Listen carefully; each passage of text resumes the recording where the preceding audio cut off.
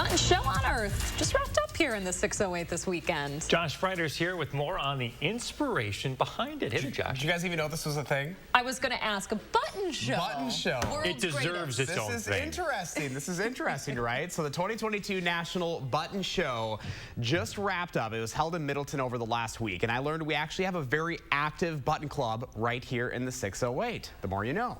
Almost 40 dealers from the U.S., Canada, Europe, and Japan who specialize in button sales were on display with their little treasures at the Madison Marriott West.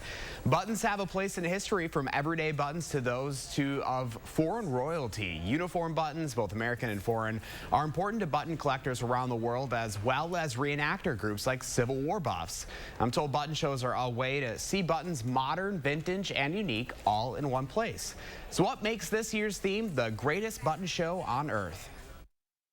Wisconsin, of course, is the center, the epicenter of the circus entertainment history and that kind of thing. And so when we come to Wisconsin, there's also access to circus museums and circus paraphernalia and circus history.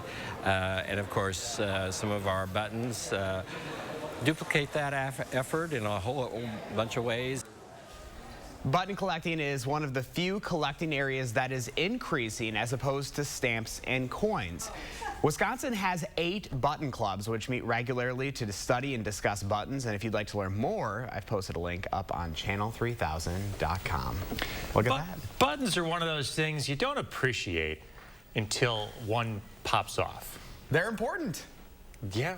I have a button collection. You do not. I've been carrying around a bag of buttons since I was like 20 years old. You never know. From apartment to apartment to house, just in case a button falls off. I have all these buttons. Like a replacement button. Yes, but yes, so it's not, you know, a collector's item. It's just, you know, probably 100 buttons that I've never touched. It's funny because, you know, I usually throw everything away. I don't like to keep anything, but I do keep my buttons for that reason. Every time I see my mom and I've got like a pair of pants or shorts, it's like, Mom, can you sew the button back on for me? Have you ever replaced one?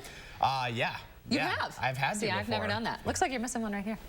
Oh my goodness, I fell for that. Wow. Yeah. You got me. Yes. You're pretty peppy for a Monday morning. I know. I'm doing pretty good. I was on vacation. I was camping this weekend. Oh, that's why. You got some sleep. We digress.